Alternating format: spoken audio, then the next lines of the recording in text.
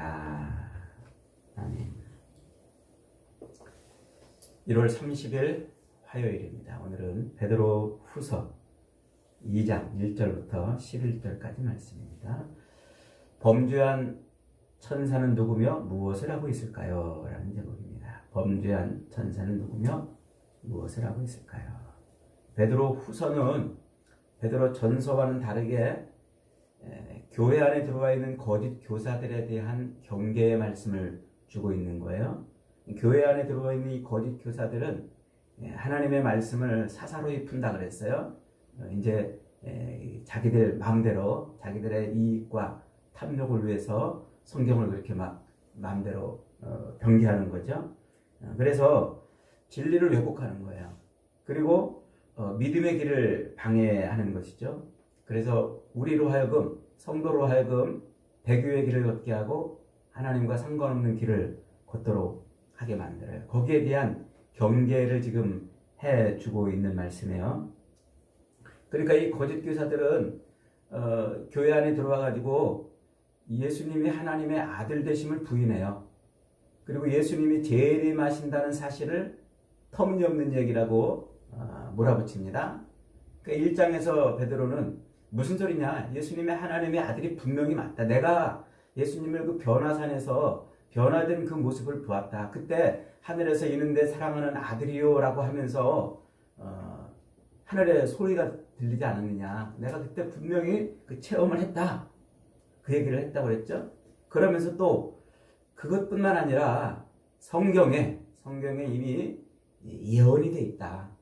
예수께서 그리스도이신 것을, 하나님의 아들이시고 우리의 그리스도이신 것을 성경이 이미 다 예언을 해놨다. 그렇게 말을 했다고 그랬어요. 그래서 성경은 사사로이 풀면 안 된다. 사사로이 풀면 안 된다. 네, 그렇게 말씀을 했다고 그랬죠. 오늘 우리가 읽은 이 2장은 성경에 아주 해석하는 데 있어서 난해한 부분 중에 한 부분입니다. 우리를 아주 헷갈리게 하는 그런 부분이죠. 난해하다는 것은 어렵다는 말이 아니고 정확한 해석을 하기 위해서는 아주 방대한 그런 설명이 필요한데, 그러니까 굉장히 아주 방대한 설명을 해야 되는데 자칫 이 방대한 내용을 다 이해하지 못해서 바른 해석을 하지 못할 수가 있다. 이런 의미예요. 두 가지 면에서 그래요. 첫째는 4절 말씀에 보면은 이렇게 말합니다. 4절 한번 읽어봅니다. 하나님이 범죄한 천사들을 용서하지 아니하시고 지옥에 던져 어두운 구덩이에 두어 심판 때까지 지키게 하셨으며, 이렇게 말해요. 이 구절에서 범죄한 천사가 누구냐 하는 거죠. 그리고 이 범죄한 천사들을 하나님이 지옥에 던져 넣어서 심판 때까지 지키게 한다 그랬잖아요. 그러니까 이 말의 의미가 무엇인지를 이제 헷갈리는 거예요.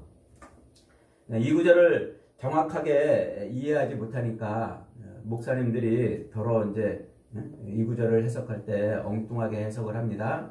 제가 엊그저께 보니까 아주 유명한 어느 목사님이 이 구절을 가지고서 사탄은 루시퍼가 사탄이 아니다. 그러면서 또 사탄은 우리 성도들을 이렇게 시험하고 흔들지 못한다.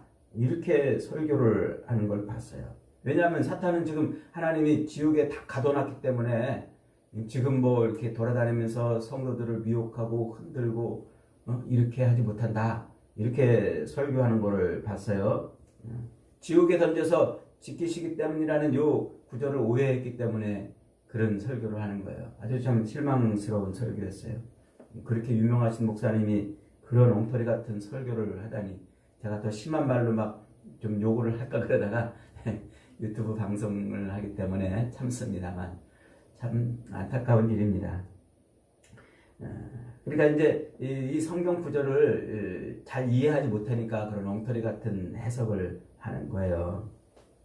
두 번째로는 이제 20절 말씀에, 우리 내일 한번 공부해 보겠습니다만은 20절 말씀에 이런 말씀이 있어요. 만일 그들이 우리 주 되신 구주 예수 그리스도를 알므로 세상의 더러움을 피한 후에 다시 그 중에 얽매이고 지면 그 나중 형편이 처음보다 더 심하리니 이렇게 말하고 있어요. 이게 이제 얼핏 들으면은 마치 우리의 그 구원이 취소될 수 있는가 하는 그런 의문을 들게 하는 구절이에요. 한번 예수를 믿었는데 다시 또 세상에 나가서 더럽혀지면은 우리의 구원이 취소될 수 있는가? 요런 표현이 있기 때문에 또 이게 우리를 헷갈리게 하죠. 그러면 성도들의 구원은 완성된 게 아니고 또 우리의 구원이 취소될 수도 있는가? 우리가 이제 그런 의문에 이제 휩싸이게 되죠. 오늘은 첫 번째 문제만 다룹니다. 범죄한 천사들은 누구며 그들은 지금 무엇을 하고 있을까? 지옥에만 갇혀 있을까 하는 문제입니다. 오늘 본문 1절은 이렇게 시작합니다. 1절 같이 있습니다. 시작. 그러나 백성 가운데 또한 거짓 선지자들이 일어났었나니 이와 같이 너희 중에도 거짓 선생들이 있으리라. 그들은 멸망하게 할 이단을 가만히 끌어들여 자기들을 사신 주를 부인하고 임박한 멸망을 스스로 취하는 자들이니라. 그 옛날 구약 시대의 이스라엘 백성들, 하나님의 그 선택된 이스라엘 백성들 틈 속에 누가 등장했냐면 거짓 선지자들이 등장했어요. 그래서 하나님의 선택된 백성들이라고 하는 그 이스라엘 백성들을 넘어뜨렸단 말이에요. 쓰러뜨리고 하나님에게서 떠나는 삶을 살게 했단 말이에요. 그것처럼 교회 안에도 누가 들어온다고요? 거짓 교사가 슬그머니 들어와가지고 그래서 이 멸망할 이단을 끌어들여요. 멸망할 이단을 끌어들여서 자기들을 사신 주를 부인하게 하고 멸망을 스스로 자취하는 그런 일이 벌어질 것이다. 그렇게 말해요. 그러면서 그로 인해서 그들은 악한 길을 따르고 참 진리의 길에서 떠나게 될 것이다. 이 거짓 교사들. 그리고 그 거짓 교사들은 끝내 어떻게 된다고요? 하나님의 진노와 심판을 당해가지고 멸망할 것이라는 말이에요. 3절을 보면은 그 거짓 교사들의 특징을 아주 분명하게 소개해주고 있습니다. 3절 같이 있습니다. 시작. 그들이 탐심으로써 지어낸 말을 가지고 너희로 이득을 삼으니 그랬어요. 한마디로 거짓 교사들은 뭐 하는 사람들이냐면 성경을 사사로이 푸는 사람들이에요. 사사로이 푼다 이 말은 탐심을 위해서 말을 지어내는 거예요. 성경에 없는 말을 자기들이 멋대로 막 지어내는 거예요. 탐심을 위해서. 탐심이 뭐예요? 자기 욕망과 정욕을 채우는 거예요.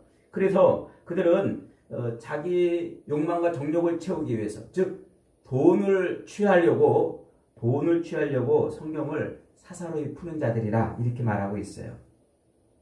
이에 대해서 베드로는 하나님께서는 이미 그들에게 죄가 있다고 선언하셨으며 노아의 시대처럼 그리고 롯 시대의 소돔과 고모라처럼 그들은 의로우신 하나님의 심판을 피할 길이 없다라고 지금 말하고 있는 거예요. 그런 거짓 교사들이 교회 안에 들어와서 탐심을 채우기 위해서 성경을 그렇게 사사로이 푸는 이유가 뭘까요? 자기들이 그 지어낸 말로 성경을 그렇게 풀어내는 이유가 뭘까요? 그것은 바로 우리 영혼을 탈취하려고 하는 범죄한 천사들 때문에 그렇다. 그 얘기를 하고 있는 거예요. 자, 이 범죄한 천사들이 누굴까요? 이미 앞에서 베드로전서 5장에서 베드로는 바벨론에 있는 교회가 너희에게 무난하느니라 이러면서 이 바벨론에 있는 교회라는 이런 말을 쓴 적이 있죠. 이걸 자세하게 5장 강의할 때 설명했으니까 한 번 더 읽어보시기를 바랍니다. 이게 은유적 표현이라고 그랬어요. 바벨론은 누구를 지금 은유하냐면 로마를 은유하고 있어요. 그러니까 그 옛날 역사 속에서 실제로 하나님의 이 백성들, 이스라엘 백성들을 멸망케 했던 그리고 고난과 고통과 시련을 주었던 그 바벨론처럼 지금 로마가 그러고 있다는 거예요. 로마가 하나님의 성도들을 아주 시련과 고난을 당하게 지금 만들게 있다고 그러는 거죠. 그러니까 지금 그 로마를 옛날 그 역사 속에 있던 그 바벨론, 하나님의 백성들에게 아주 큰 시련을 안겨주었던 그 바벨론을 비유해서 은유로 지금 설명하고 있는 거예요. 그런데 로마를 그렇게 바벨론에 은유하는 이 은유는 그냥 나온 게 아니에요. 이거는 이미 이사야 선지자나 또 예레미야 선지자를 통해서 하나님이 그 바벨론을 어떻게 한다고 그랬어요? 하나님의 백성들을 고통스럽게 하는 그 바벨론을 완전히 진멸해버릴 것이다. 완전히 멸망시켜버릴 것이다. 이렇게 수차례 예언을 하게 했죠. 그러니까 하나님의 선택된 이스라엘을 괴롭히는 그 바벨론을 하나님이 완전히 멸망시킬 것이라는 그 예언, 그 이사야의 예언, 그리고 예레미야의 그 예언들을 이미 알고 있는 거예요. 베드로도 알고 있고 이미 초대교회 사람들은 다 알고 있는 것이죠. 특히 이제 이사야 14장이나 47장에 가면은 바벨론의 심판과 멸망을 거듭해서 이렇게 선포하십니다. 그러면서 이사야 14장 12절에 보면 바벨론을 뭐라고 표현하냐면 너 아침의 아들 계명성아 이렇게 불러요. 그러니까 하나님이 그 바벨론을 멸망시키는데 그렇게 멸망시키니까 주변에 있던 나라들이 아이고 야 너 바벨론 너 아주 뭐 크게 아주 온 세상을 휘두르고 그러더니 너 참 꼴 좋다. 너 아침의 아들 계명성아 너 꼴 좋다. 이렇게 지금 비난하는 그런 말이에요. 그러니까 그때 그 바벨론을 뭐라고 부르냐면 아침의 아들 계명성아 이렇게 지칭한단 말이에요. 그 계명성은 샛별 혹은 금성이라고 이렇게 하는 새벽별이죠. 히브리어 표현으로 빛나는 것 혹은 빛의 운반자 이런 뜻이에요. 그 히브리어의 빛나는 것 혹은 빛의 운반자라고 하는 그것을 라틴어로 어떻게 표시하냐면 루시퍼라고 그래요. 루시퍼. 우리가 이제 이 형광등이나 이런 전구를 이렇게 볼 때 그 전구의 밝기를 나타내는 말을 룩스, 몇 룩스 이렇게 말하잖아요. 그래서 그 몇 룩스 할 때 그 룩스라는 말이 그 빛의 밝기를 나타내는 단위예요. 그 말이 어디서 왔냐면은 바로 이 루시퍼에서 온 거예요. 그러니까 이 루시퍼라는 말은 빛나는 자 혹은 빛을 가져오는 자 이렇게 이제 이해를 하고 있는데 요게 이제 왜 그 루시퍼를 우리가 이제 사탄이라고 이해를 하고 있느냐면 이 아무개 목사님이 설교에서 그 루시퍼는 사실은 사탄이 아니고 단테가 그의 신곡 지옥편에서 바벨론의 왕을 지칭하는데 그 바벨론의 왕 이름이 루시퍼였다. 근데 우리가 그 루시퍼를 이래저래 듣고서 사탄이라고 지금 말하고 있는 것이다. 이렇게 설명하는데 참 어처구니가 없는 설명입니다. 그분의 그 설명은 아주 잘못된 설명이에요. 그렇지 않습니다. 이미 유대인들은 아주 오래전부터 이 루시퍼가 사탄을 지칭하는 용어로 알고 있었어요. 왜 그러냐면 이 바벨론이 하나의 은유적으로 이렇게 쓰인다고 그랬잖아요. 그런데 그 구약 성경에 가면은 노아의 증조 할아버지가 있어요. 죽음을 맛보지 않고 하늘로 올라간 사람이죠. 누굽니까? 에녹입니다. 에녹. 노아의 증조 할아버지인 에녹. 그 에녹이 썼다고 알려져 있는 성경이 하나 있어요. 우리 66권 성경에는 들어와 있지 않지만 에녹서라는 성경이 있어요. 외경이 있어요. 외경. 그 에녹서에 그리고 또 다른 유대 문헌들 그런 문헌들을 보면은 하나님이 세상 만물을 지으시기 전에 먼저 영의 세계를 지으셨다. 그래요. 그때 천사들을 만드셨다고 하는데 그 천사들 중에 하나님의 총애를 받던 천사가 있었는데 그가 그만 교만해가지고 자기 스스로 하나님보다 더 빛나는 존재가 되려고 그래서 이게 하나님께 대항을 합니다. 그 자기 스스로 하나님께 대항해서 교만해서 하나님을 대항하는 그 천사를 뭐라고 부르냐면 에녹서에서 사타나일이라고 이렇게 불러요. 사타나일. 그러니까 이미 에녹서에서는 그 빛나는 자 그를 뭐라고 지칭하냐면 사타나일이라고 이렇게 부른단 말이에요. 그 빛나는 자를 히브리어로 뭐라고 그런다고 그랬어요? 이사야 14장 12절에서 루시퍼라고 그런다고 그랬잖아요. 그러니까 이 이사야에서는 그 빛나는 자를 루시퍼라고 부르고 에녹서에서는 그를 사타나일이라고 이렇게 이제 표현해요. 사탄이라는 말이에요. 그리고 유대 여러 문헌들에도 종말론적 관점에서 이 세상에 이제 멸망할 그런 관점이죠. 교만하여 하나님을 대적하다가 타락한 천사를 다 사탄이라 이렇게 표현을 합니다. 그러니까 이사야 14장 12절의 그 루시퍼는 곧 누굽니까? 바로 이 유대인들의 관념 속에는 그가 사탄이었던 거예요. 사탄. 그래서 그 사탄을 루시퍼라 이렇게 이제 부르는 거예요. 오늘 본문에 나와 있는 2장 4절에 나와 있는 이 범죄한 천사들을 말합니다. 그리고 이제 여기서 범죄한 천사들은 이제 복수로 지금 등장을 하잖아요. 그러니까 사탄, 그 사탄을 따르던 한 무리의 그 또 천사들이 있어요. 그 한 무리의 천사들은 또 사탄을 따랐기 때문에 다 범죄한 천사들이란 말이에요. 타락한 천사들인 것이죠. 그래서 이 범죄한 천사는 곧 사탄을 의미하고 그를 추종하던 요 천사들은 타락한 천사들이 되는 거예요. 이게 오늘 본문의 그 정확한 의미입니다. 근데 성경에 보면은 이제 사탄이라는 용어도 나오고 마귀라는 용어도 나오고 귀신 혹은 악령 뭐 이런 용어도 나오잖아요. 이런 존재들은 어떻게 구별이 될까요? 우선 사탄이라는 용어는 하나님과 하나님의 나라를 대적하는 존재로 등장할 때는 사탄이라는 이름으로 등장을 해요. 그리고 인간을 미혹하고 인간을 흔드는 존재로 나타날 때는 마귀라는 이름으로 나타나요.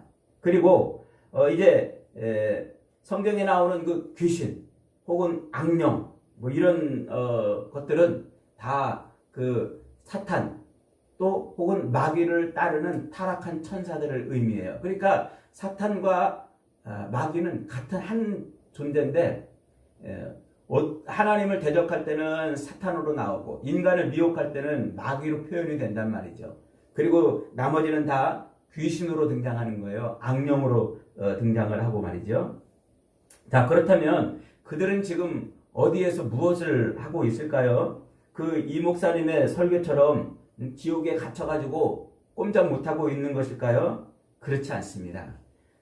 이 하늘의 세계, 하늘의 이 영의 세계를 쳐다본 요한계시록, 요한은 이제 그 영적인 그 세계를 보지 않습니까? 그 하늘의 세계를 본 요한계시록 12장 9절에 보면 이런 표현이 있어요. 큰 용이 내쫓기니 옛뱀 곧 마귀라고도 하고 사탄이라고도 하며 온 천하를 꿰는 자라. 그가 땅으로 내쫓기니 그의 사자들도 그와 함께 내쫓기니라. 그러니까 옛뱀, 마귀, 그 사탄이 내쫓겼다고 그래요. 이게 이제 그 요한계시록 12장에 가면은 천사 미가엘과 그 사탄이 싸우는 장면이 나오는데 그 미가엘 천사가 이깁니다. 미가엘 천사가 그 사탄을 이기니까 사탄이 땅으로 내쫓겼다 이렇게 이제 표현을 하고 있는 거예요. 그게 사도 요한이 하늘의 그 영적인 세계를 보고서 표현하는 말이에요. 그걸 요 땅의 모습으로 볼 때 어떤 모습이 되냐면 자 누가복음 10장에 가면은 예수님이 70명을 모아가지고 그들에게 가서 복음을 전하라 그래요. 70명의 전도대를 파송하죠. 그 70명의 전도대가 이제 예수님의 말씀을 듣고 가서 막 복음을 전하고 그러고 이제 돌아와서 보고를 하는데 17절에 이렇게 보고해요. 70인이 기뻐하며 돌아와 이르되 주여 주의 이름이면 귀신들도 우리에게 항복하더이다. 그러니까 예수님의 이름을 가서 외치니까 귀신들이 막 항복을 했다고 그랬어요. 그때 예수님께서 그들에게 이렇게 말씀하세요. 누가복음 10장 18절에 예수께서 이르시되 사탄이 하늘로부터 번개같이 떨어지는 것을 내가 보았노라 이렇게 말해요. 그러니까 이 장면이 요한계시록 12장에 나와 있는 그 옛뱀, 용, 마귀, 사탄이 땅으로 내쫓기는 장면이에요. 그걸 지금 예수님은 이 땅의 카메라로 본 모습으로 설명을 하는 거예요. 번개같이 땅으로 떨어지는 것을 하늘로부터 떨어지는 것을 보았다 그러는 거예요. 그러니까 예수님께서 이 땅에 육신을 입고 태어나십니다. 육신을 입고 태어나셔서 십자가에서 죽으시고 부활하시는 하나님의 일을 성취하시죠. 바로 그 일로 말미암아 사탄은 땅으로 떨어진 거예요. 땅으로 떨어졌다는 것은 어떤 의미냐면은 이제 막 미친 개가 막 날뛰잖아요. 막 날뛰던 미친 개를 목줄을 딱 채워가지고 묶어놨다는 이런 뜻이에요. 그러니까 권세가 사탄의 권세가 팍 꺾였다는 말이에요. 온 모든 피조 세계를 통치하던 주무르고 막 그러던 그 권세가 팍 꺾여가지고 이제 목줄 채워진 개처럼 이제 막 짖기만 하는 거죠. 그러니까 오늘 본문에서 4절 하나님이 범죄한 처자들을 용서하지 아니하시고 지옥에 던져 어두운 구덩이에 두어 심판 때까지 지키게 했다. 요 말이 바로 지금 그 표현을 하고 있는 거예요. 계시록의 12장의 표현과 예수님께서 전도대원들을 보고서 말씀하신 바로 그 표현이에요. 그러니까 사탄이 지금 어떻게 했다는 말이에요.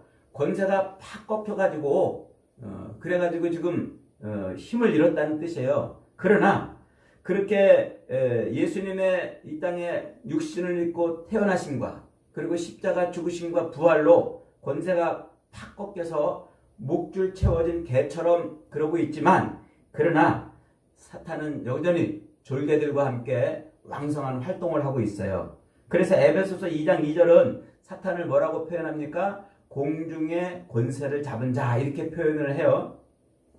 비록 권세가 팍 꺾였지만 여전히 세상을 흔들고 있다는 뜻이에요. 그리고 누가복음 23장 3절은 가룟 유다에게 사탄이 들어갔다고 예수님이 이렇게 말씀하고 있어요. 그러니까 사탄이 어느 목사님의 설교처럼 지옥에서 지금 꼼짝 못하고 있는 게 아니에요. 지금도 활동을 하고 있단 말이에요. 사람들을 흔들고. 그래서 예수님이 누가복음 23장 3절에서 사탄이 가룟 유다의 마음에 들어갔다고 말씀하고 있는 거예요. 사도행전 5장 3절에서도 베드로가 헌금을 도둑질한 그 아나니아와 삽비라를 보고 그 아나니아의 마음속에 네 마음속에 사탄이 들어갔다고 지금 그렇게 표현을 하고 있잖아요. 그 다음에 고린도후서 11장 4절에서도 사탄은 자기를 광명한 천사, 그 빛을 드러낸다고 그랬죠? 광명한 천사의 모습으로 가장해가지고 우리 가운데 나타난다고 말하고 있어요. 그리고 데살로니가전서 2장 18절도 바울이 복음을 전하러 가는데 사탄이 막아가지고 그 길을 가지 못했다고 그렇게 표현을 하고 있어요. 데살로니가 후서 2장 9절도 악한 자의 나타남은 사탄의 활동을 따라 나타나는 것이다 이렇게 표현을 하고 있어요. 디모데전서 5장 15절도 이미 사탄에게 돌아간 자들도 있다 이렇게 말씀하고 있어요. 그러니까 사탄은 지옥에 갇혀가지고 지금 가만히 있는 게 아니고 성도들을 건들지 못하고 있는 게 아니에요. 지금 이 세상 공중권세 잡은 그런 자로서 등장해가지고 성도들을 어떻게 하고 있어요? 미혹하고 흔들고 있다는 것이죠. 그러나 목줄이 채워져가지고 성도들을 직접 건들지는 못하는 거예요. 그래서 베드로전서 5장 8절에서 베드로가 이렇게 경고하는 거예요. 근신하라, 깨어라, 너희 대적 마귀가 우는 사자와 같이 두루 다니며 삼킬 자를 찾나니 라고 지금 말하고 있는 거죠. 사도 바울도 에베소서 4장 27절에서 이렇게 말해요. 마귀로 틈타지 못하게 하라. 그리고 에베소서 6장 12절로 13절에 우리의 씨름은 혈과 육에 대한 것이 아니요 정사와 권세와 이 어둠의 세상 주관자들과 하늘에 있는 악의 영들에 대함이라. 그러므로 하나님의 전신갑주를 취하라. 이 악한 날에 너희가 능히 대적하고 모든 일을 행하는 위해 서기 위함이라 라고 말하고 있어요. 이미 우리가 베드로전서 5장을 강의할 때 살펴보았습니다마는 요한계시록은 말세를 뭐라고 그런다고 그랬어요? 음녀 세상이라고 그랬죠. 그래서 음녀가 자기 모든 물 위에 이렇게 탁 앉아있는 그런 모습으로 요한계시록은 마지막 때를 설명하고 있다고 그랬어요. 그 음녀가 활개치고 세력을 떨치는 거예요. 그래서 요한계시록 17장 15절에 보면 또 천사가 내게 말하되 내가 본 바 음녀가 앉아있는 물은 백성과 무리와 열국과 방언들이니라. 그러니까 음녀, 이 음녀가 온 열국, 모든 나라, 모든 언어를 쓰고 있는 그런 나라 위에 지금 앉아있다 이 말이에요. 그러니까 쥐고 있다는 거예요. 쥐고 있다.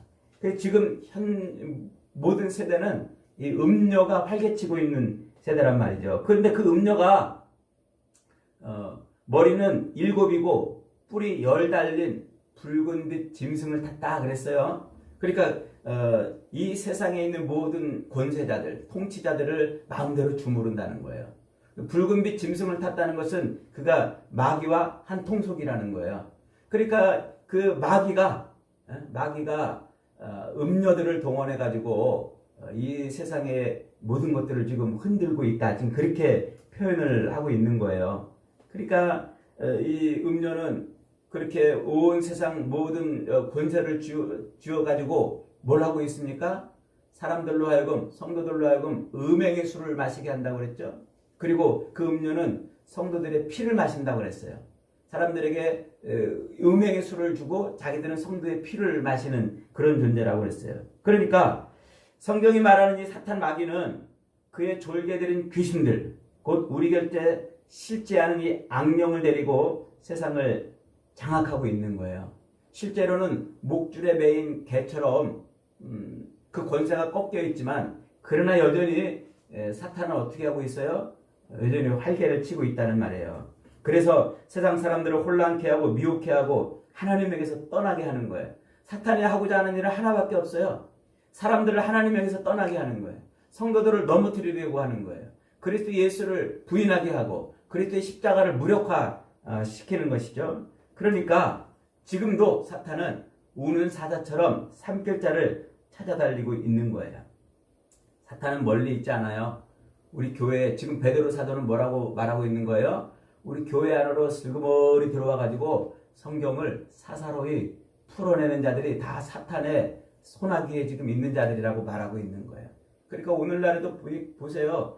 세상에 이 성경을 바로 안 가르치고 성경이 아닌 엉뚱한 것을 가르치면서 사람들을 그렇게 미혹하고 호리는 그런 사람들이 많지 않습니까?